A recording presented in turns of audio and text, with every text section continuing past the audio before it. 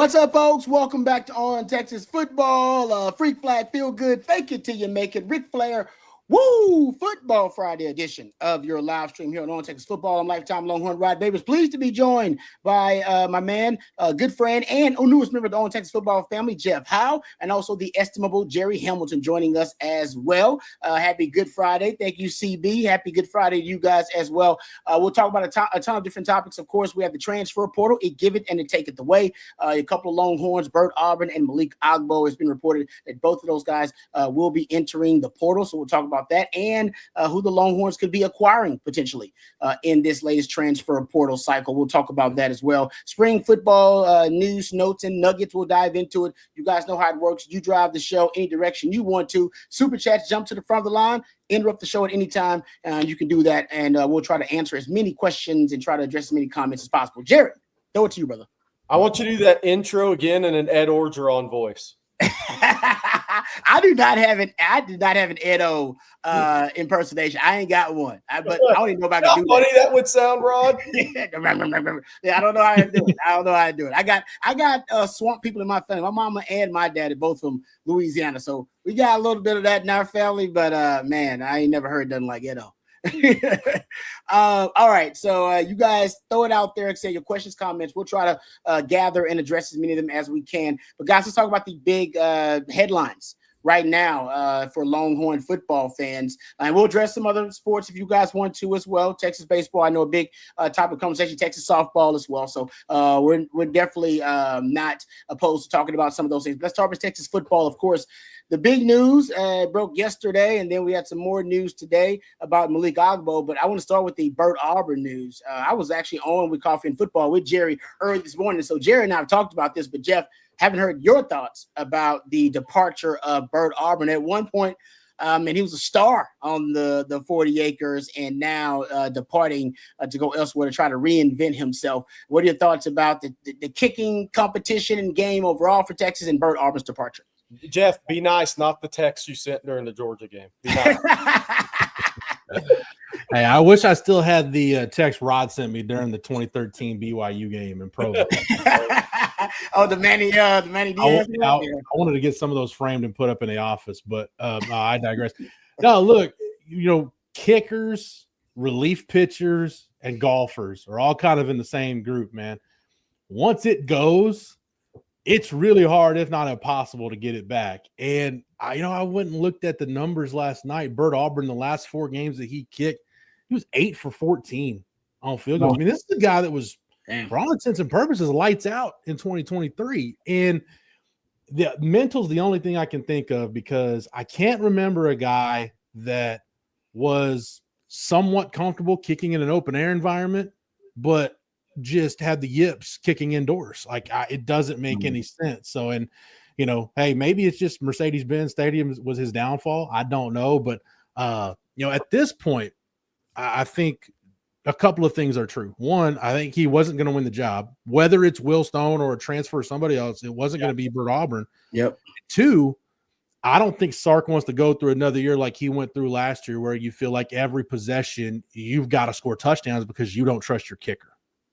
You playing way too many tight games, and you're going to be in way too many tight games this year to not be able to at least feel like you can lean on your kicker to get points. Yeah, and at the end of the day, I mean, the reality is it might have cost Texas. It might cost Texas an SEC championship in year 1. I mean, at the end of the day, but I think kickers, you brought up golf, and I think there's so many similarities. It's actually why these guys are good at golf, I think, in a weird way. Is, look, when you're a kicker, it's like having issues with your driver, okay? You open up your left shoulder from the right hash, he opens up his left shoulder early, and he starts hooking it, missing it left. Okay, what are you going to do? You're going to compensate. What do you do then? You push it right. You block it right. It's like a guy that's having an issue off the tee in golf. Man, I've got the short snap hooks. Okay, I'm going to overcorrect it, and now I'm getting under it, and I'm going to hit it high right. It's very similar. Couldn't find the fairway from the right hash, essentially what was going on. And I think a reset's great for him. I said on the show this morning, Jeff, I think sometimes you need a reset. I think he's a better kicker than what he showed the second half of the season. for Texas. And I think he'll have a reset and probably rebound with a pretty good year somewhere. It just may not be on a college football playoff team.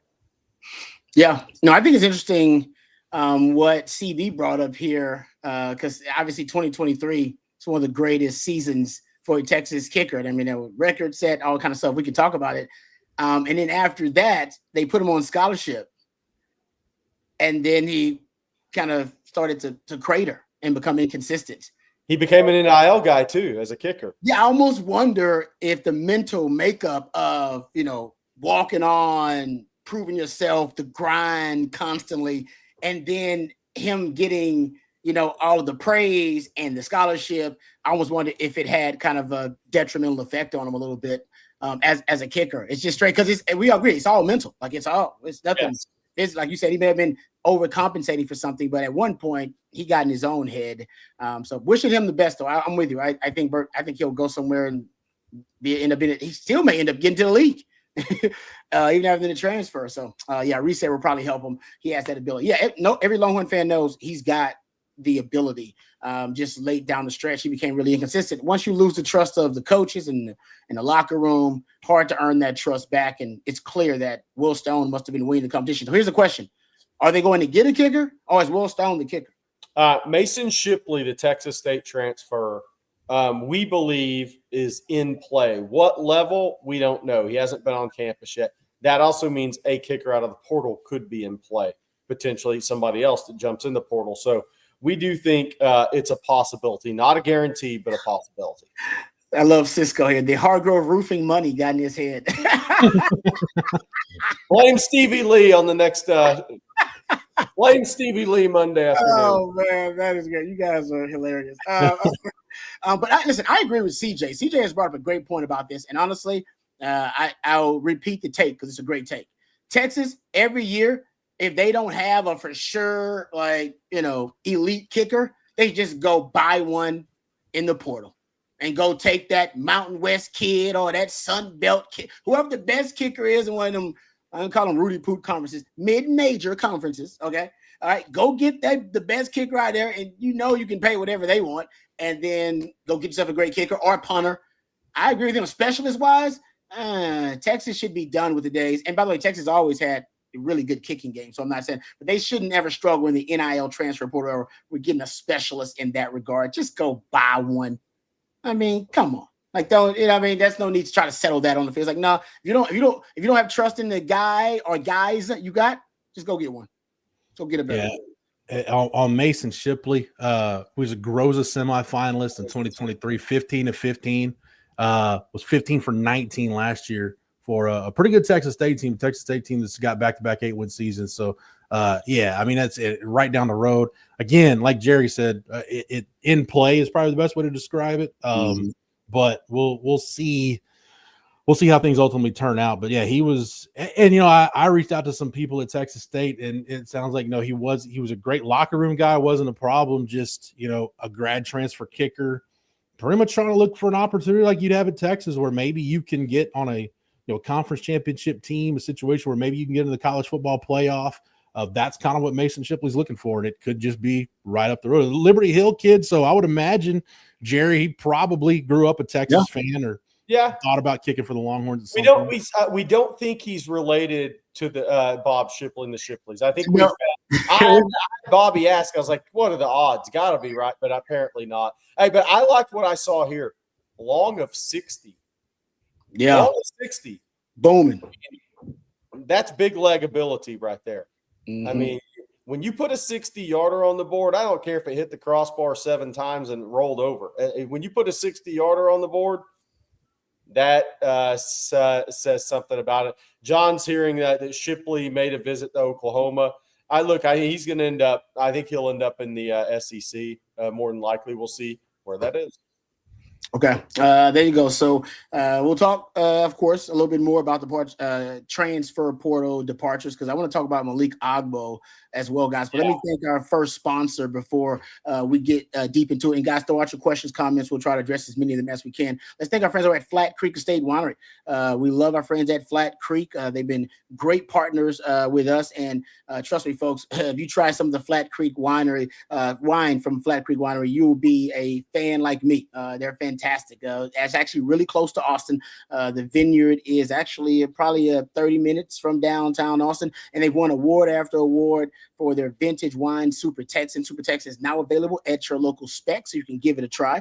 Also, they have a display, or at least they had a display at our local Central Market here recently. So I'm glad the good word is getting out about our friends over at Flat Creek Estate Winery. Of course, Flat Creek also a gorgeous venue with barbecues and wine tastings every single weekend. I've actually toured the facility. It is amazing. And actually, we had a member of the Owen Texas football family get engaged out there. So no matter how special the occasion is, our friends over at Flat Creek Estate Winery, they can accommodate any of your requests there at Flat Creek Estate Winery. So check it out for yourself, flatcreekestate.com. And it's perfect for a day date with your significant other or a weekend getaway with your significant other. That's flatcreekestate.com. Really appreciate them for sponsoring our Friday live stream and being partners of Owen Texas football. All right, let's talk about Malik Agbo, guys. I guess a lot of people saw this coming. And I couldn't believe what his weight was when I saw the recent spring roster. He was like 280 some pounds. And I'm like, man, for a guy that wants to play tackle at a high level, that's just light. And I thought maybe he had already decided, he had been comfortable with his status and his contribution, which is basically as the sixth offensive lineman, that extra tight end in the Big 11, Big 12 package.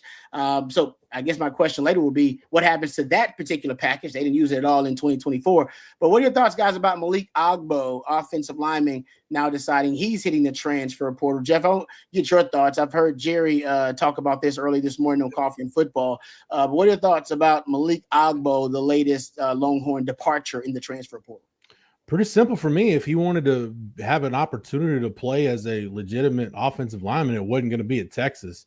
He had gotten past, I think, from as best I can tell, running with the third team this spring. So maybe there would have been a role for him as a jumbo tight end. But if he didn't want that, then, hey, the opportunity is going to be somewhere else. So there's plenty of young guys, as a tackle. Andre Kojo has he's been coming on, battling with Brandon Baker, right tackle. Nick Brooks getting himself in that mix at right tackle, also being the backup left tackle. So it's just a numbers game, man. Somebody was going to have to transfer out at some point because not all of these guys can play. And you thank Malik Agbo for his efforts. It's crazy to think Malik Agbo had one catch in his career, and it came in a college football playoff semifinal in a Sugar Bowl against Washington. So that's crazy to think about, but thank him for his efforts. But yeah, that's pretty much where I stand, guys. It's not that much else to get into it. If he wanted to play offensive line, it wasn't going to be at Texas. Yeah, I mean, look, I think he'll go start somewhere else. And this is the one thing I want to continue to be a broken record on. Guys that transfer from Texas doesn't mean Texas missed on them, doesn't mean they're not good players. It just means Texas is recruiting at a really high level. And when you have a freshman that comes in, like Nick Brooks, and immediately second-team left tackle, if you were thinking you were going to be second-team left tackle coming into the spring and the freshman takes the job, you're out. I mean, where are you going to go at that point? There's nowhere to go but down on the depth chart if a freshman comes in and takes reps. So I think Malik Agbo will probably transfer out west. I don't know for sure, but I bet he transfers out west and he goes and starts somewhere because I think he's got great pair of feet on him. I think he's a good player. It's just that, look, it's where Texas is at in recruiting right now, that a four-star guy can come in and develop for 3 years. But then a guy can come in right behind him that maybe is going to zip right past any recruiting rankings and recruiting industry thoughts on him outside of ours at On Texas Football, because we're very on Nick Brooks. And it's just a competition. So I think Malik will go start somewhere and be a good player if that's the path he wants to take. But the guy's got he might have had the best feet on the team of any offensive lineman. That guy's got really quick feet naturally. I have a feeling he'll go on and do good things. It's just that Texas is the level they're recruiting at right now. It's tough. If you don't break through heading into year, like Neto is the starting left guard, right? If we were hearing some chatter. Oh man, Nate Kibble's going to beat him out. Then where does Neto go from there? But we're not hearing that.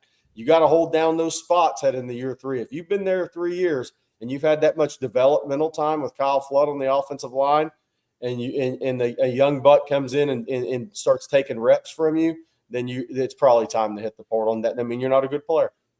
Yeah, it's very rare that a younger player surpasses an older player on the depth chart, and then that older player come back right to win that job or win another job. It happens. It does happen. Trust me. Ahmad Brooks is a great example. I love the Ahmad Brooks story. Brought in a really good group of young DBs, lost his corner job. Coach Aquino, best 5 players will play in my secondary. He ended up being one of the best 5 players. Just had safety. But it's rare. So I'm with you, Jerry. That's usually for a player that's the red alarm that, maybe you've been recruited over. Yes. And that maybe you should consider the transfer portal. I'll say this about Malik Agbo, though, because now I wonder, is there anybody else, Jerry, on the roster? Because he was 280 pounds, had really quick feet, as you said, was athletic. So that 6th offensive lineman, the big jumbo tight end, as you talk about, Jeff, in their Big 11, Big 12 package, he was actually a natural fit for it. Mm-hmm. Is there anybody else who's a natural fit for that? Jaden Chapman wore that in a number in the 80s or 90s, one game last year, right, Jeff? Yeah, the 98, yep. Mm-hmm. So that would be the guy. He has the similar feet. That would have to be the guy on the roster currently. Yeah, it's possible they're giving up on it anyway. Like I said, in 2024, we didn't see the 6th offensive lineman package at all.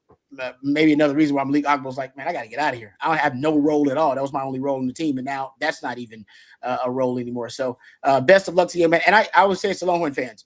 We all got to be rooting for these young folks as they hit the transfer portal from Texas. And it's not obviously, listen, it is for their best interest. I want them to succeed because, that's part of their dream. But for Texas football fans, it does show you something about your evaluation process.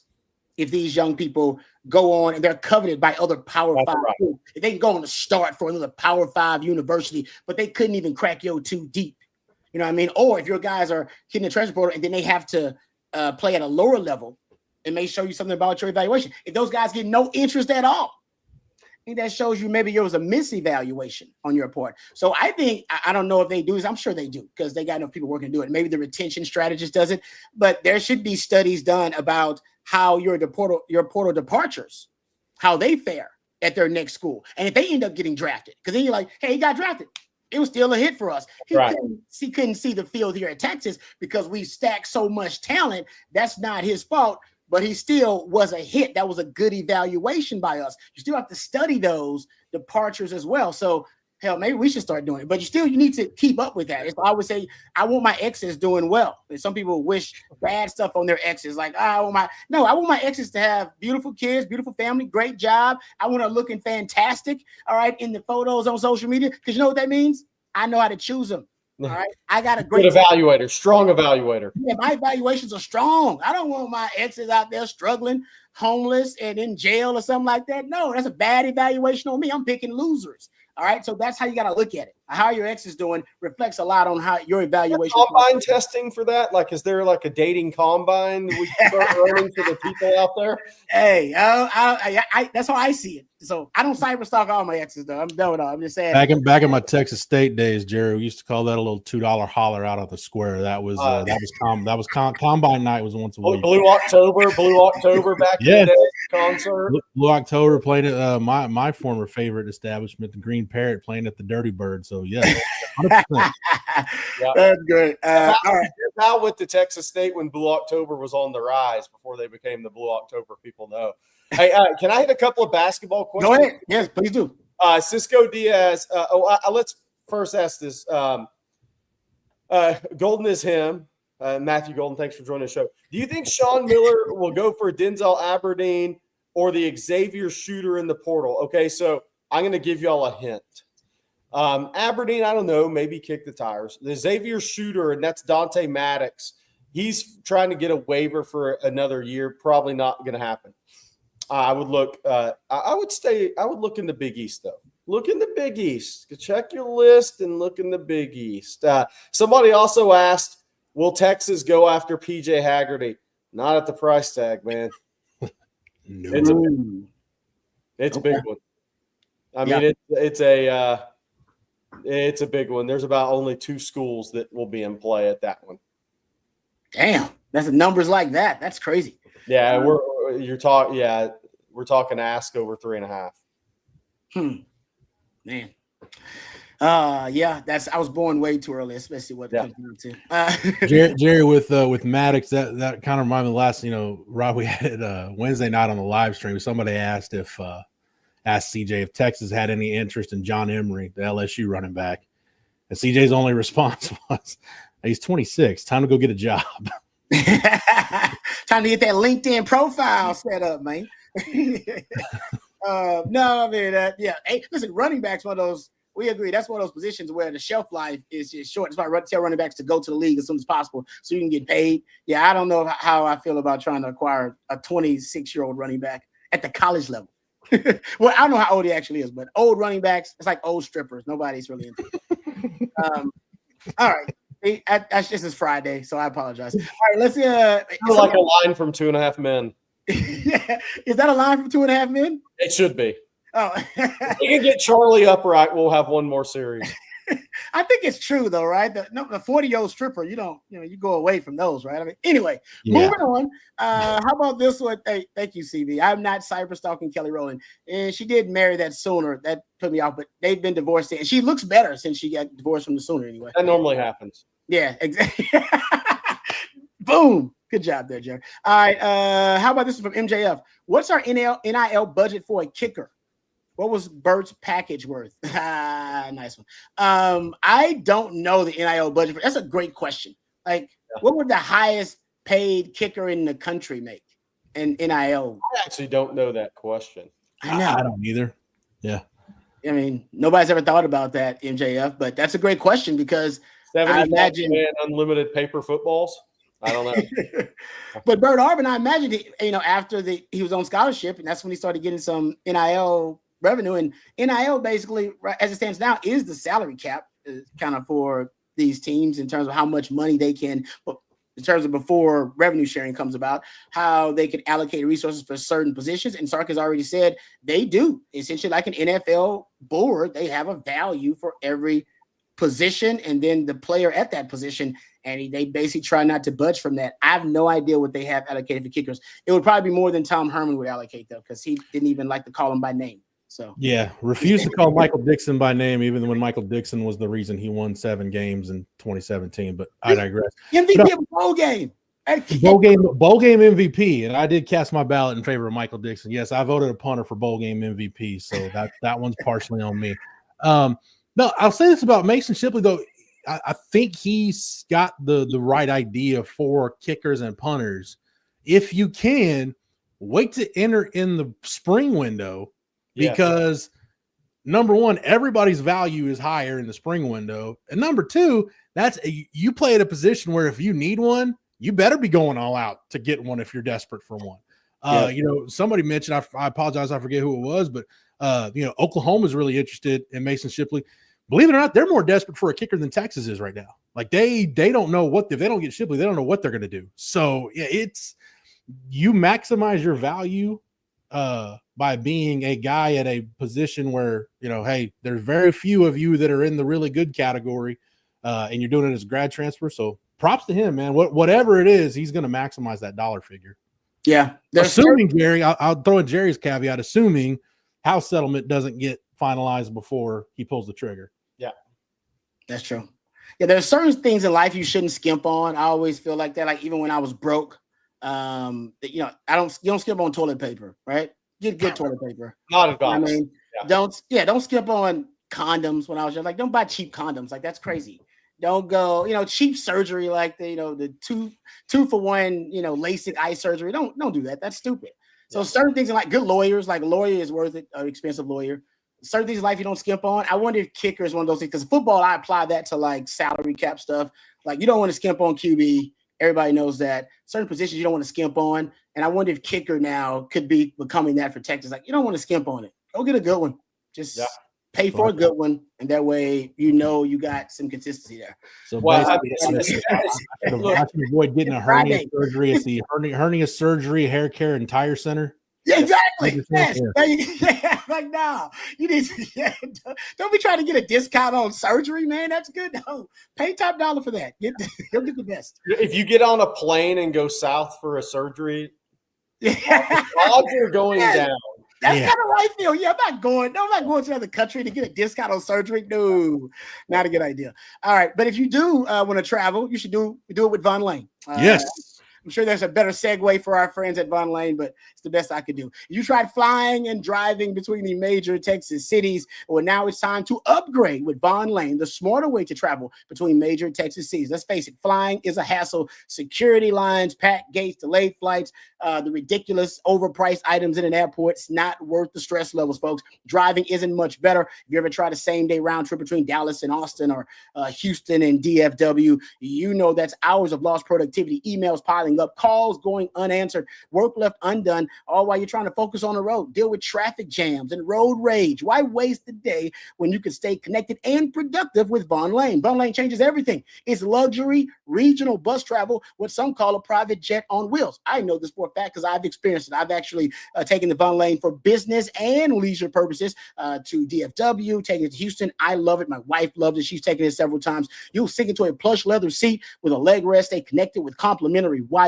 Enjoy complimentary snacks and drinks on every trip, plus delicious meals on select departures. And if you need to freshen up, they even have hot towel service. If you want to relax, they have eye masks and pillows and blankets to keep you cozy. The Von Lane team, frankly, takes care of every detail so you can sit back, relax, unwind, and enjoy the most comfortable travel experience on the road today. Business travelers, you can recapture your lost productivity. I've actually ridden on the Von Lane before, and I'm able to, go rabbit holing in different topics, do a lot of research. Leisure travelers, you can sit back, relax, and get pampered by the Von Lane team. And if you're taking a special trip, guys trip, gals trip, bachelor party, bachelorette party, football game, concert, or special event, you can charter your own Von Lane coach for the ultimate group experience. Von Lane is first-class travel without the hassle. See for yourself. Visit vonlane.com. That's VONLANE.com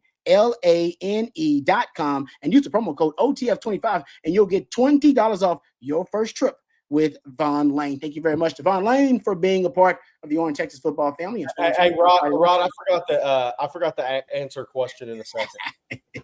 Yeah. You know what? It is first class, but it ain't. No, they don't do that.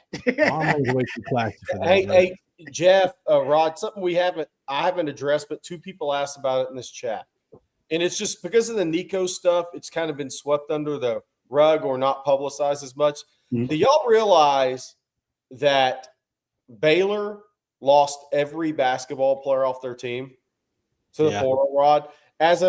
They actually had 0 players returning when that point guard Rob Wright, who had signed a new NIL deal, gave his money back and went to BYU for $3.5 million. Apparently, they had 0 players. Scott Drew won a national championship. This is how crazy all of this has become.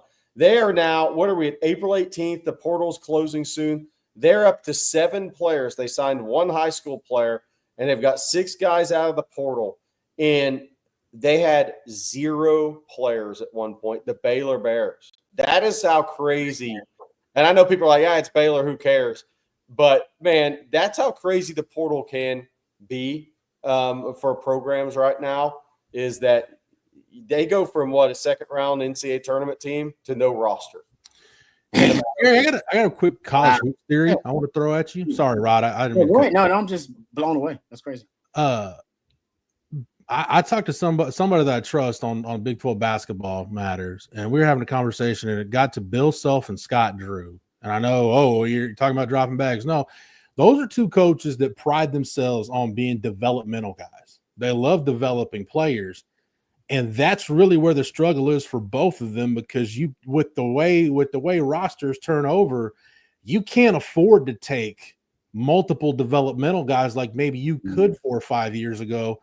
And both of them are having a hard time adjusting on the fly, because the way they've thought about roster building for forever and ever, it's just there's something short-circuiting for both those guys, for Self and Drew. I think there's something to that. Look, in The Baylor case is so interesting. Like, I think Bill Self, I think Kansas made bad decisions in the portal. That right? too, yeah. That too. But you're right, though. I mean, look, Bill Self loved taking the three-star, really good three-star kid, maybe from around the state of Kansas or in that area, and developing that guy into an NBA basketball player. And he did it multiple times. He didn't just have highly ranked kids at Kansas. Those guys now you don't take, and they start at the lower levels at the mid-major level, and I just call it minor league baseball, and they play, and they're waiting on their call up to the big leagues. If you go perform, you get called up and make $300-400K a year. So, yeah, it's really changed the game for those guys who love the high school recruiting, mixing a class of a couple of five-star guys or three guys that maybe weren't recruited by all the blue bloods, and you get to develop those guys over a 3 or 4 year period. The Ryan Bruns of the world, or not Ryan, Brun, Christian Brown, Devontae Graham was one of those guys. Frank Mason. Yeah. I mean, so they've had a number of those guys at Kansas. Those guys don't sign with the blue bloods anymore out of high school, very rarely, because you don't have 3 and 4 years to develop these guys anymore, and not with the portal. It's forced change, and it's forced an accelerated development. So the real development of those guys is in the mid-major level, and they play their way up. Yep. Yeah. I saw a stat that since like 2022, that every national champion, college basketball, men's college basketball here, they returned over 50% of their minutes by returning players. Yeah. So that's the challenge. So the challenge is, yes, it is these days. You almost have to remake your roster every year with the transfer portal, with guys leaving and then acquiring new guys. But the teams that can keep the nucleus together, the coaches do that. Those are the ones who got the shot. Because they said Florida was at 70%, UConn 61, 53% the year before, 81% for Kansas. That's the key. Yeah, so look, that's one of the things I like about what Sean Miller's doing with this first roster. Matas, the center, is going to be a 2-year guy, right? He's played 1 year college basketball. Dalen Swain, if he doesn't blow up and be a first-round pick, he's going to be mocked in the first round. And if he makes a similar jump from sophomore to junior year, he did freshman to sophomore, he'll probably only be at Texas 1 year. But there's a possibility he could be a 2-year guy, depending on the draft, everything. Camden Heide, 2-year player. Then you have some of your younger bigs, John Clark coming in, and Nick Cody and Jamie Vincent. Those guys should be a couple of those guys, all three, will they stay? Probably not. But whoever the cream rises to the top amongst those group will be multi-year guys at Texas. Yeah. I like that he went seniors at guard with continuity in the program, but then also has a number of pieces that should be there for multiple years, setting up his year 2. Because I know people like, Sean Miller should go to a Sweet 16 year 1. Well, Todd Golden didn't make the tournament. Nate Oates didn't make the tournament his first year. Bruce Pearl didn't. I mean, Rick Barnes after the change, that was different times in the portal. But a lot of these guys, Dan Hurley, they almost wanted to run him out. You don't always just roll in and have immediate success. You have to somewhat build for future years. Yeah. And to Rod's point with Florida this year, Walter Clayton was an Iona transfer that they had 2 years, played 2 years for Rick Pitino. Nobody wanted him out of high school except the great evaluation eye of Rick Pitino at Iona. Then Florida had him 2 years. Richard was a 3-year player at Florida, transferred from Belmont. Martin, the 1-year guard, was a transfer from FAU, did have Final Four experience. Condon came from NBA Global Australia. The backup center came from Marshall. Chinalu was a Washington State guy. He was a 1-year guy. But they had a number of guys that had been in the program a couple of years, and they mixed it with a few 1-year transfers here to kind of get them over the top. But that's one of the things I like about Sean Miller. And I think, look, he has 2 guard spots left on this roster. And I'm hoping one is a multi-year guy and maybe both are multi-year guys. Because if he gets 2 multi-year guys who are good players, and one being an international player and maybe one being a portal guy in college, another hint, I think he's set himself up to be really competitive in year 1, but also building for the future, because I do think there's something to what Rod just said, and it's really key. Speaking of that, kind of building for the future, and guys, we'll get to some of the questions here in a second. That's kind of how I feel about Texas and some of the transfer portal stuff with recently Emmett Mosley. He's got multiple years to help him build a little rapport with Arch. Let's talk about this tight end that supposedly is going to visit Texas or has interest in Texas, the tight end out of Cal, Jack Indries, who also would have, unless he just has a blackbuster year wherever he goes and leaves early, he'd have multiple years too. And I feel like, honestly, this should be an easy sales pitch to this young man if you're Texas. Better quarterback play. You're going to play with a Manning. I mean, Austin, play in the SEC. Look at the track record of tight ends recently. You just had Gunnar Helm have the arguably greatest tight end season in Texas football history. But right before him, JT Sanders got drafted. You have both of them getting drafted back-to-back years, tight end position, and he is productive. And he was productive in an offense that was lackluster, as a term I can throw out there to say the least. In Sark's offense, where you can scheme open tight ends, where he won't get a lot of attention. He was getting way more attention at Cal than he'll get at Texas. He's gonna have single coverage most of the time at Texas, or be covered by a linebacker or a safety. I don't know. I feel like it would be very disappointing if Texas can't close this deal, because it seems like if you're Jack Indries, this is like a perfect scenario. You're a walk-in starter, pretty much. That's the thing you can sell him, Rod, and it's not blowing smoke and you're not being facetious. It's, hey, you can be the piece that takes us from being a really good offense to an elite offense. Mm-hmm. That's the sell. And you get a nice buffer. And looking at it, I mean, if you get injuries for 2025 and he comes back for 2026, now you've got Jordan Washington with a year under his belt, Shannon with another year, Townsend with a year under his belt. So your tight end room all of a sudden goes from, at this point right now, being a complete unknown to it may be one of your biggest strengths on offense in 2026. Yep. Yeah. Totally. And you get a lot of Viore drip, free Red Bull for 2 years, and free rides on Waymo. The Manning thing, I mean, if you're just anybody and they say hey, you're going to be one of the main targets, you could end up being a safety blanket for Arch Manning. We'll slip you in a Viore commercial with Arch. We'll be throwing you the ball, Red Bull commercial. 2 years with him. 2 years. Yeah. Come on, man. That seems like that's too easy. I feel like for Texas that I feel really good about that situation, because they need a tight end. And right now, if you're Jack Indries, I mean, who can offer you a better situation than Texas right now as a walk-in pretty much starter with a young Arch Manning as your starting quarterback for you. So we shall see how that goes. And by the way, I feel like this is should be more of a priority than the wide receiver position. I know they got him in Mosley, just jumped on when they had a chance, but I feel like tight end could be a dire situation if they don't address it in the right way this offseason. Like, I feel like going season like that can be disastrous potentially. Yeah, I'm with you on that, Rod. No, I'm with you 100%. I mean, look, Emmett Mosley, just the way that thing went. I mean, thanks to Stanford GM Andrew Luck for firing the head coach and letting the portal be open. That thing just kind of fell the way it did, and hey, the receiver you needed was there. But I'm with you on tight end. I mean, look at this point. Let's take injuries out of the equation, right? He's not a factor right now because he's not committed or anything. He's out there.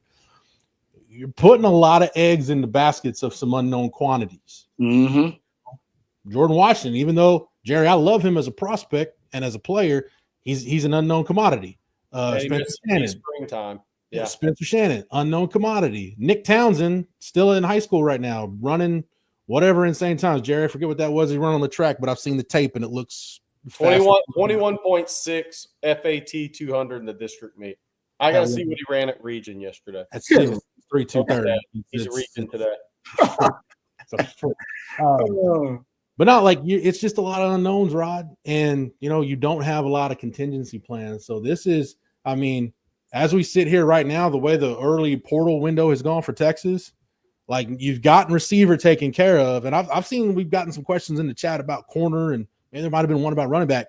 Tight end and kicker right now are your two biggest priorities in the portal, even over interior D-line. Mm-hmm. And I thought interior D-line might have been your biggest. No, now it's tight end and it's kicker. I agree with you.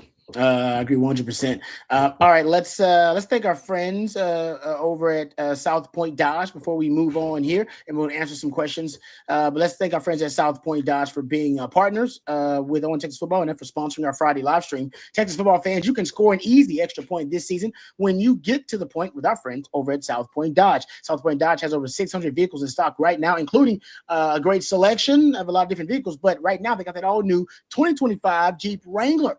Get the real deal today and drive away in the Jeep Wrangler, a vehicle built for adventure.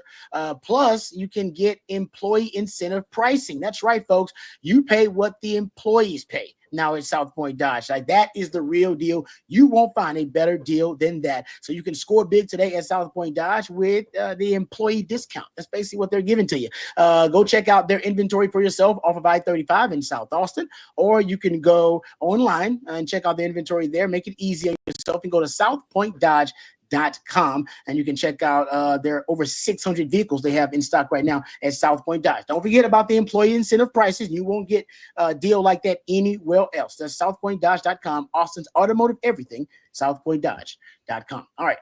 Thank you for your partnership. We appreciate South Point Dodge. Let's jump back into the questions here. How about this one? Yeah, this is from, and I think Jeff kind of referenced this. Learned Hat says, gentlemen, is there a cornerback in the portal that you would bring in to talk if you were Sark? Yeah, both of you guys nod and no. So I agree with both you guys. I don't think so, because we've heard so many different players be mentioned at that cornerback spot opposite Malik Muhammad who are having a good spring. Right, Warren Robison's he's gotten mentioned from Sark, and I think Anthony Hill brought him up, and there are so many guys that brought him. I think Michael Taft did as well. Kobe Black's gotten a lot of love. I've been hearing a lot of good things about him. Santana Wilson, I hear, is having a good spring, and that's not even including Jalen Gilbo, who's working out at that cornerback spot opposite Malik Muhammad. So I don't see it. Thanks, Larry. If the only way you do it, that I would do it, Jerry, if I was Sark, is if an all SEC type guy entered the portal and contacted you first and said, hey, I'm available, then I think at that point you have to entertain it. But if I'm Texas, I'm not going out. I'm going to continue to, especially with new secondary coaches, with Mark Orford, Wayne Keenan, and Kenoto Hudson working with the Nichols. I'm going to continue to invest my time with Warren Roberson and Kobe Black and the younger guy. Grayson Littleton's name got brought up again this week. So, yeah. I mean, there's some really good young talent in that corner room. And, a lot of those guys are going to be on teams this year, and good for them. It's a good way to get your feet wet. But I don't want to mess with corner in the portal at this point. Yeah, I agree. Look, I think we've said this before. If Texas doesn't go after a position, that means they really like their young guys. Woodcrest asks, how's Warren Matt coming along here? He's having a good spring at nickel. Does that mean he's going to be your starter?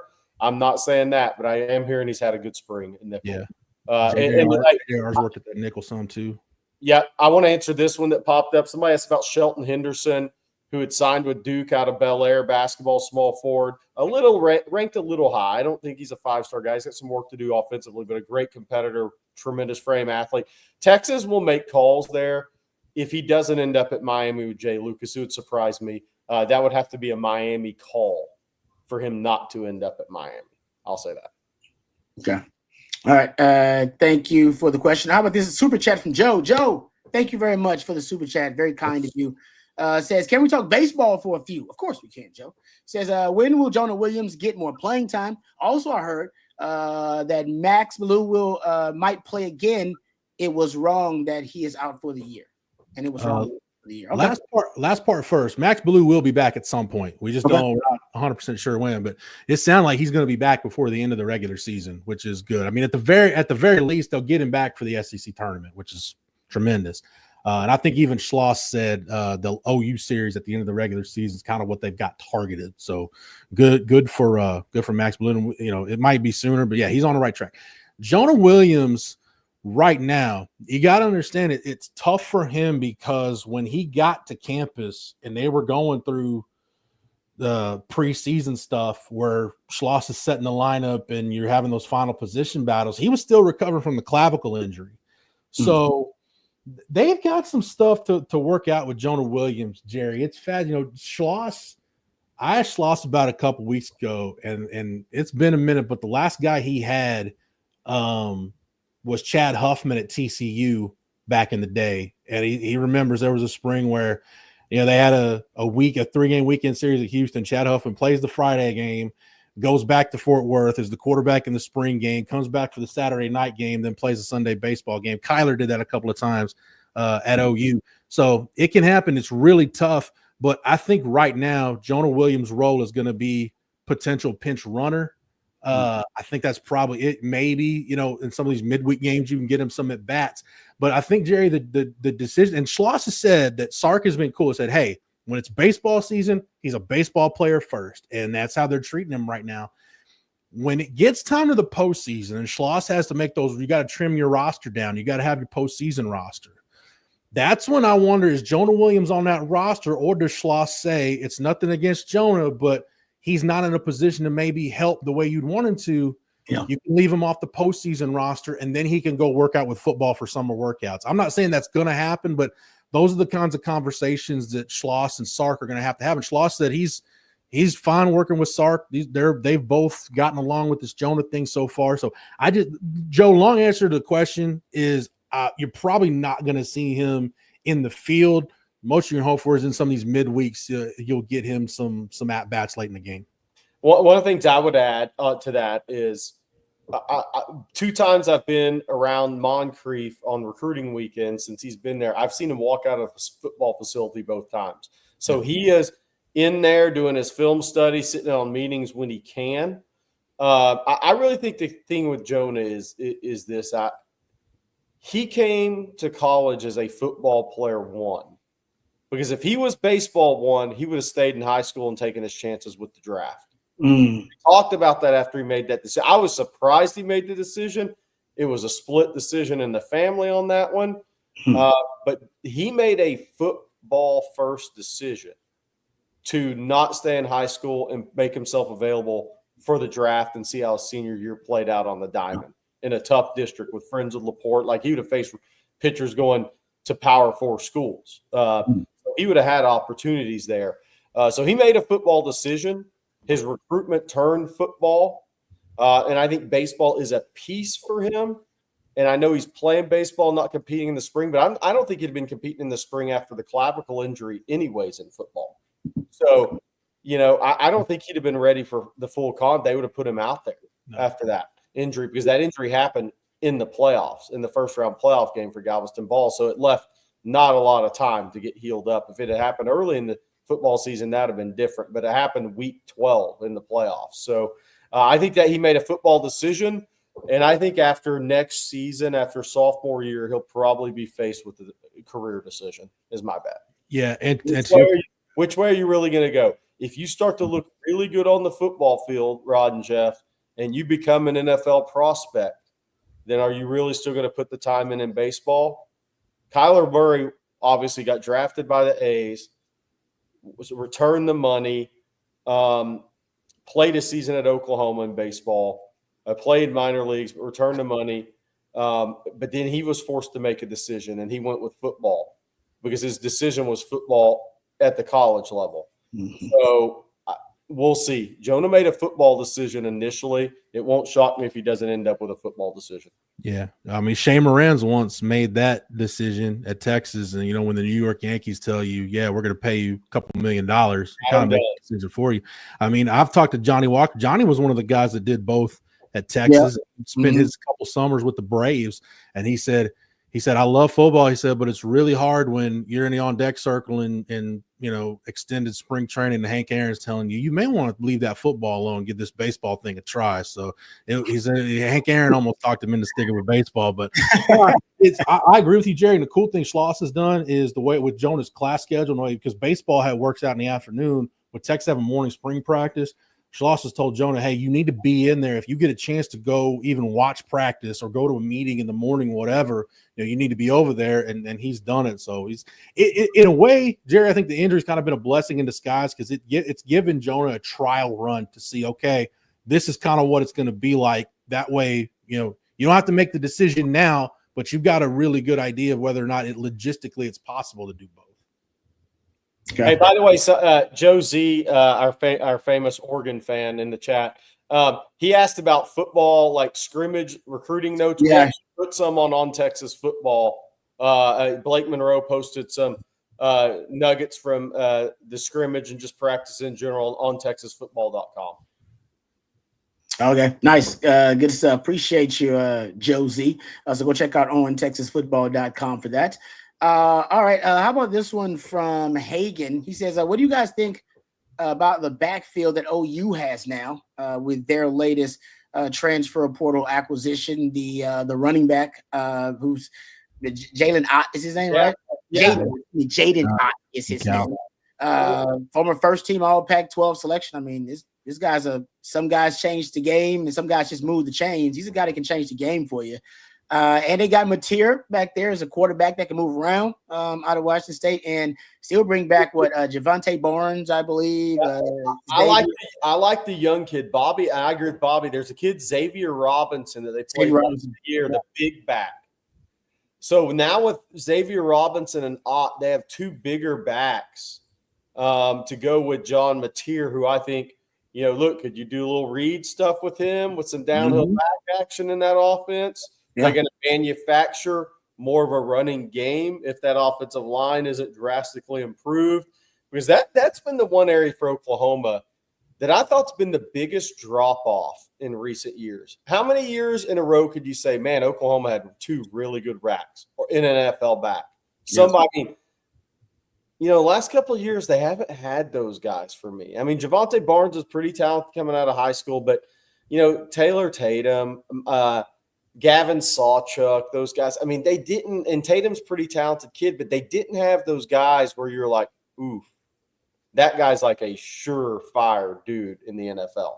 Mm-hmm. That's one area that's Ramondre Stevenson, maybe? Huh? Ramondre Stevenson, maybe? I mean, that's the last guy. You're right. Yep. It's a good point. No, I think last year, obviously, offensively, that was one of the worst outputs in Oklahoma football history. I like the strategy of bringing over, what's the name, Arbuckle, the OC from Washington State, same system with the same quarterback. So you got that continuity, and they need more explosive playmakers. They didn't have any. Remember, they were like bottom 10 in the country in explosive plays. They're one of the least explosive teams in college football last season. They just need more dynamic players on the outside. They had a lot of guys that would move the chains, and not enough guys that would change the game. And I think that's what they're looking for now, some game changers. So it got to a point with their receivers because, Deion Burks was hurt a good chunk of the year, and Anderson was hurt a good chunk of the year. I talked to some people that follow OU football closely. And for that bowl game, when OU was running out of receiver, I had people that know that roster be like, I've never heard of this guy. Walk on. They're just, at that point it was, hey, if you got an eligible receiver number on your jersey, get out there. You're playing receiver. Go figure it out. So yeah, I don't know. I'm with Jerry though. I wouldn't say running back too, Jerry. I say offensive line, because if you look back at the 2017 team, Baker's Heisman year, all five of their starting offensive linemen either got drafted or played in the NFL. They had NFL guys up there, Orlando Brown and Ben Powers, Creed Humphrey. I mean, that was a damn good offensive line. Yeah. And OU fans figured out what we've seen following Texas and knowing Texas the way we do, that we've seen in the dark ages that we just got out of. You had an offensive line that wasn't up to snuff, and you didn't have a quarterback good enough to overcome it. So what you got was just an offense that gave you pretty much no chance to win ball games. So my thing with OU's offense is it can't be worse, I don't think. Yeah, so, I'm going to answer this real quick too, coming back to this, because people are just jumping in. Basketball, Shelton Henderson, Wilcher from St. John's went in the portal, Haggerty, Andre J. Haggerty's a definite no. Andre is a definite no. Texas will kick the tires on Henderson, but that's going to be Miami's call if he ends up at Miami or not. I'm just telling you, there's a not decade. Well, it's probably close. 7-year relationship with Shelton Henderson and John Lucas, JL3, and training at Lucas with John Lucas in that family. Wilcher's interesting, guys, from St. John's. Sean Miller offered him out of high school. Okay. All right, nice. Good stuff, Jerry. All right, before I know we're gonna come back and answer a couple more questions because we're close to the end of our live stream. But first, let's thank our friends over at Advanced Pain Care. A lot of you out there may be dealing with aches and pains. Maybe it's just Father Time. Maybe it's from your old playing days like me. Well, our friends over at Advanced Pain Care, they have a very special message for you. Pros know the pain stops here. Physical therapy helps me as an athlete then and now. And do I still need therapy? Yes. And Advanced Pain Care helps with that. Injuries will stack up. They'll add up. You can't let those injuries get you down, and Advanced Pain Care has been very helpful for me. We can help with whatever's got you down, from nerve damage to our spinal cord stimulator. Pain is inevitable. Suffering is optional. Same-day appointments available. Advanced Pain Care. The pain stops here. All right, thank you very much to our friends over at Advanced Pain Care. All right, guys, I have a question for you. If there, and I think we believe there will be a little bit more attrition for Texas, of course, via the transfer portal. There will be a departure or two. Probably nothing hugely impactful, probably not as impactful as the two guys we've just seen reports in the transfer portal, Malik Agbo and Bert Auburn. But what position group would you predict we'll see the next departure from? Obviously, saying players that's a little bit stickier. But what position group do you think you may see attrition from, based on what you've heard this spring and what has materialized this spring? DB or OL again? Yeah, I don't know where else it would be other than those two spots. Okay, I was gonna say DB too. I just don't know. I'm not looking at corner or safety, but I feel like it's a DB. I was gonna go DB. O-line, you could see it, but guys are still competing for it. I could see some of those guys who are on that who have been on the third team the entire spring, and probably wide receiver. Oh, man. I just think, look, it's similar to Ogbo, and I'm not saying the guy's going to transfer, but what if a freshman's come in and passed up somebody who thought they were going to be? Yeah. That's why the wide receiver one is interesting, because we've heard Dalen McCutcheon and James with the ones with Parker Livingstone. That means Aaron Butler is not. Yep. And this is a great spring for wide receivers to showcase themselves or earn more snaps, because Ryan Wingo and DeAndre Moore have not been there for the for the spring. So it's been a lot of wide open reps. I'm sure they've been rotating guys. So that's a good point about wide receiver, because we have heard of some of the freshmen already, showing up and getting more snaps. Well, they got to take them snaps from somebody. So I'll say this. I've heard a lot more about Parker Livingstone and Jamie French and Dalen McCutcheon and even Khalil Lockett than Aaron Butler this spring. Mm-hmm.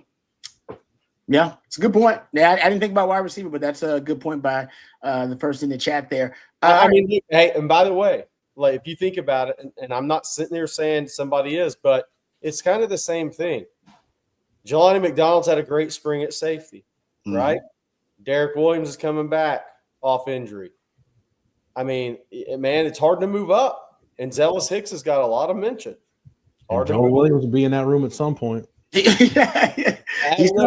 We talk about it like I think the toughest positions right now, I think center has the best depth that Texas maybe has ever had at center. That just sounds weird, but that does sound weird. I mean, like Cole Hudson, Connor Robertson showed well against Oklahoma, and Daniel Cruz has had a really good spring, guys, and he'll probably be a 3-year starter, but that may not be from until 26 to 28, depending on how the older guys play in front of him. That you're 3 deep of guys at center right now. Sure. That's hard to pull off, by the way. Linebacker is depth and talent is really good. Now, the thing there is you have some younger guys that Jonathan Cunningham physically needs some time. Bo Barnes is going to be a really good player. He'll probably see special teams and some reps because they're going to play more guys. But that's not the situation. Those are freshman guys, right? Look at the spots where they're multi-year guys in the program that are getting passed by younger guys. That's a great formula right there. You can make a little list, and it's a good chance whoever hits the portal next will be on that list. That's a great way to look at it, Jeff. Good stuff there. All right, last question here. I said that was the last one, but we got one more. DK Dub always has good questions. Says, Rod Babers, as a former NFL player and college All-American, do you think Colin Simmons may be placing too much pressure on himself by openly discussing his desire to reach or exceed the sack record? Yeah, we talked about this, Jeff. He basically said, yeah, I'm going for the record, which is 22 and a half sacks by the way, Kiki Ayala, which is... I'm going to guess he didn't know that when he said it. Somebody should have told him right there, like, bro, you know it's 22 and a half, right? I can almost guarantee you on his way back to locker room, John Bianco pulled him aside and like, the school record's 22 and a half. I want Colin Simmons to go a Tiger Woods and their poster of Kiki Diala be up like on his wall, and he like puts it out on social media. That would be Kiki Diala anywhere. Honestly, we don't show enough love. This season we've mentioned Kiki Ayala more than we've ever mentioned him. I want to say this offseason because of Colin Simmons. And we about the sack records, and Jerry, you actually predicted last season that they would break the sack record. They tied it, so you were close. So we've been talking more and more about like these very, very prodigious pass rushes in Texas football history. And when you do the research, you go, who the hell is Kiki Ayala? What the? And you see like he was a monster. 22 and a half sacks. Could Colin Simmons get that? Listen, we talked to Brandon Tucker this morning, Jerry. Yeah. It's a great interview. I would encourage anybody. If you missed that interview on Cover, go check it out. He's got great stories about like Trevor Goolsby, great stories about Colin Simmons and Alfred Collins and Vernon Bright. I mean, this dude, he's training, what do you say, like 15 guys, something like that? NFL draft right now. He's worked with Colin Simmons and Goolsby since they were freshmen or juniors in high school. Yeah. It was great, guys. I'm not joking. Great interview. Like I got notes on it right here. And in my notes, one of the things I wrote down I asked him, all right, you've seen this BGO. It's superhuman. Can you compare it to anybody else's BGO that you've seen in person, guys you've been training, D linemen? He brought up Von Miller. Yeah. And he did say that the BGO for Colin Simmons is elite. By the way, Colin Simmons also said didn't he say that his BGO has improved? Yeah, he said he changed his stance up with a lot. And so Rod and I agreed that means he's going to get called offsides multiple times. Is it just going to be like the refs are just going to throw the flag? Was he offsides? I don't know. It looked like it, man. It looked like it. Hey, you know what? And if I'm the opposing coach, I start telling the refs at the beginning of the game, this guy's always jumping outside. Go look at those pictures that Babers got put up online. He's offside. They'll have a couple of still frames in their pocket and bring them out before the game. Maybe the SEC refs will be so blown away by Collins BGO they'll treat him like MJ and let him get away with that just slight push off that There's MJ. No travel in the NBA, baby. We're good here. I mean, I'm a Cowboys fan. Michael Irvin got to the Hall of Fame by committing offensive pass interference damn near every play. So damn near, that's a great point. Yeah, he would just straight up push guys off of him to a curl route. Yeah. No, but look, in all seriousness, David Keith Williams, I don't think he's putting too much pressure on himself. I'll say two things. We can talk about the sack record, but since 84, Tony DeGrade had 13 sacks. There's only been 3 guys at Texas that have gotten to 11 and a half or more. Brian Arakpo did it in 2008. Alex Okafor did it in 2012, and Jackson Jeffcoat did it in 2013. My thing with Colin Simmons, why I'm not worried about him, Jerry, you watched more of him in high school than I did, but my thing about him was he reminded me just from a mentality standpoint with Alex Okafor. When I watched Alex Okafor at Pflugerville, in terms of there were games where you could go watch him. If it wasn't a big game, it's like I don't remember him making a play, but when the lights got turned on, that's like, oh my God, there's not a single person on this field that can handle him. And it's like, is that motor going to be on all the time? Now, AO got to the point where obviously that wasn't a problem when he was at Texas and he ends up being an All-American and a draft pick. I think it's the same thing with Colin Simmons. I think Colin Simmons right now, David Keith Williams, I don't think it's a sack record. I think Colin Simmons is every day working on what do I need to do to be 3 and out to the league and be a top 5 draft pick. Yeah, and I love that he wants to chase the record. I actually love it. By the way, so somebody asked Jareth Mulholland, can we get Kiki on the show sometime? We got to try. I got news on that. He's coming on next week. Are you serious? Or are you Coffee and Football. He's coming on Coffee and Football next week. Wow. Oh. Yeah, Bobby got that done. Bobby reached out to him. Nice. Yeah. That's honestly that's must watch because I haven't even heard him in an interview or anything like that. I haven't either. Never heard him. Oh, I can't wait to hear that. That's great. Good job. That's why Coffin Football's best show going. You think it's because that he didn't win any national awards? Like we remember Tony DeGreat won the Lombardi Trophy, Kenny Sims won the Lombardi Trophy. You've had, Stephen Michael was part of the '85 Bears. So you got in that time where Texas was churning out defensive linemen as prolifically as anybody in college football. All those there were a lot of accolades. It's just other than the sack record, Yeah. He just didn't have anything to attach his name. He wasn't a size guy. He was Right. 6'1", 225, 230 when he got drafted. So he was like a 6th round pick. He had 1 sack in the NFL. He went to the Houston Gamblers and then played with the Cincinnati Bengals. He was born in Miami, moved to Texas, but he wasn't a big frame guy. Yeah, but he was a guy that in college, man, he was a great pass rusher, just a great pass rusher. I mean, think about it, guys. They weren't throwing the football that much back then in the Southwest Conference. Like when I still got to Texas, Nebraska was still running the option. So when this dude was in school in the early '80s, dude, how many pass attempts were they throwing per game? Yeah, not very many. Like, what's his pressure rate? I want to know. Can we get Kiki Diallo? Did he keep up with his pressure rate back then when he got 22.5 sacks? Because you got to think about it, man. Everybody, SMU. I know Lance McElhaney was running the option at that point. OU was very much running the option. Everybody was an option team. I'm gonna have to go do some research for that interview. That's good stuff there, Jerry. All right. Diaz, there's no truth to the Bobby Burton helped lay the concrete that built Darrell K. Royal Texas Memorial Stadium. That is that is false. Hey, by the way, so Kiki was. I'm reading now about former CEO of Arena Ventures. Yeah. He lives in Rockport. And if anybody bought any property in Rockport on this chat or know anybody from Diayala Properties, that was his company.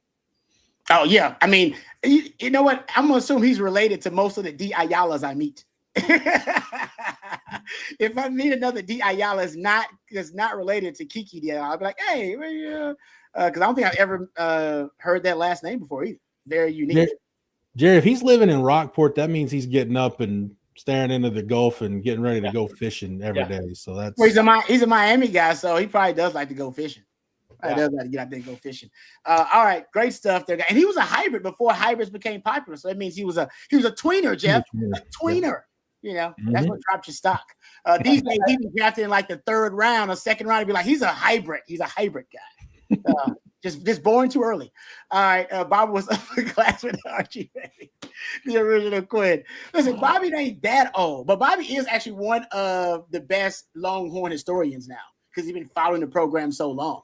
It used to be Bill Little was like the top historian of Texas sports. Bill Little passed. I don't know who that person is anymore. I know Bobby's one of the people that I call like, hey, Bobby, do you remember in the 1970s? And he may not know it, but at least he'll have a better reference than myself. But with Bill Little no longer roaming this earth, I mean, you'd have to. It's a brain trust of like Bobby, Ed Clements, Craig Way, John Bianco, just because John's been there forever. But I don't think there's like Bill Little from his knowledge of Texas football, even going back into the we're talking like pre-World War II days. Before, Rod, as you like to say, when some parts of the world still thought Hitler was a good dude, like Bill Little knows football at that point. So he was the one. Bill Little was a one of one as far as that goes. Hey, by the way, we have another guy living in Austin that's a Texas historian, Mac Brown.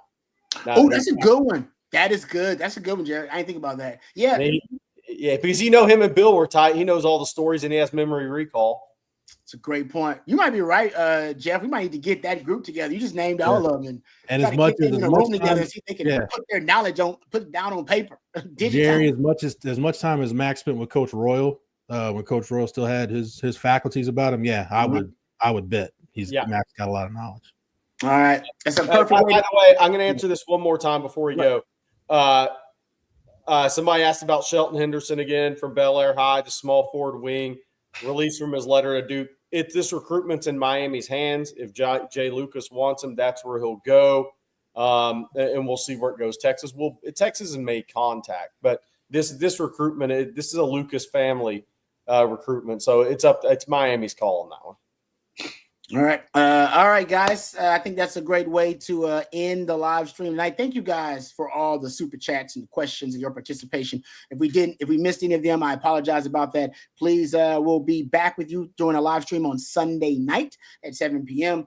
Myself, Jerry will be on that live stream as well. So if we missed any questions or anything breaks in between, then you keep it tuned here, right here to On Texas Football and OnTexasFootball.com. Thank you to all of our sponsors as well. Thank you to Von Lane, BonLane.com. Use the discount code OTF25. You get $20 off your first trip with Von Lane. Thank you to Flat Creek Wine, Flat Creek Estate Winery. We love them for their continued support of On Texas Football. SouthPointDodge.com. Don't forget about that employee discount. You get it at SouthPointDodge.com. Can't beat that, folks. And also our friends over at Advanced Pain Care. I probably need to go see them like Colt and VY as well. So thank you to Jeff and Jerry for doing a great job. And we can't forget the real MVP, Matthew, behind the scenes. Always tweaking the dials. Can't do it without him, folks. He is the real MVP of On Texas Football. So for Jeff and for Jerry, for Matthew and all of our wonderful sponsors, I'm lifetime Longhorn Rod Babers. Until next time, hook 'em horns. Hook 'em.